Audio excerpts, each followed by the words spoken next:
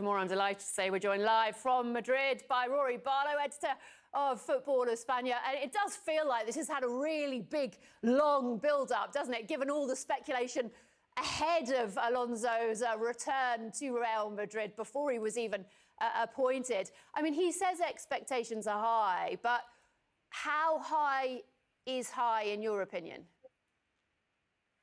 Yeah, I mean, at Real Madrid, it doesn't get any higher. He'll be expected to win La Liga, if not La Liga and the Champions League. I think for Xabi Alonso, it will be a little bit of a grace period because of the changes that he'll have to implement. I think he will change styles entirely.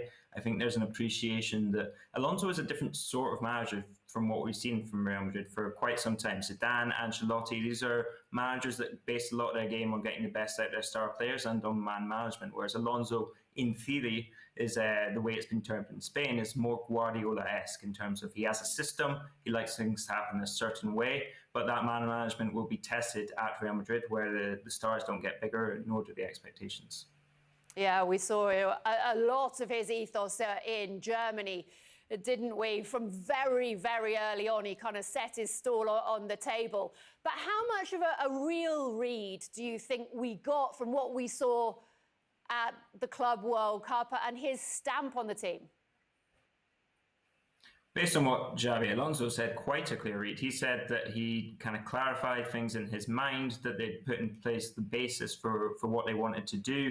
I think we'll see a more agile Real Madrid side, one that adapts quicker to other teams. I think one that kind of changes their lineup a little bit more and is just generally a bit more flexible. Whereas last season, we saw a Real Madrid side that was ravaged by injuries, but also a team that felt like it had kind of run out of ideas as to how to do things differently or how to respond to the opposition.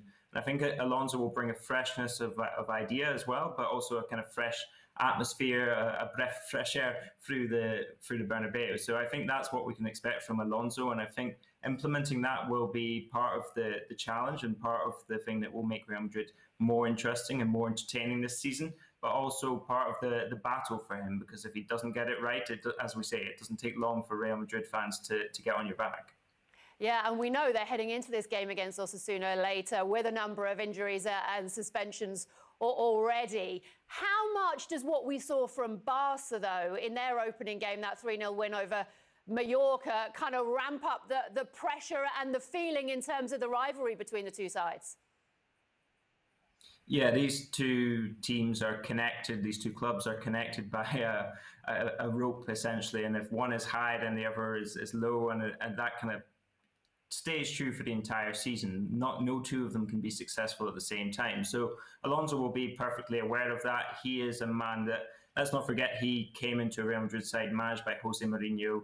And so he knows exactly what it's like to come in with the pressure on, with Barcelona kind of all-powerful, a side that has kind of dominated Spain in the last year, but also a side that's played very good football. And so he'll know what it's like to turn up and be spoiler. He'll be well aware of the pressure.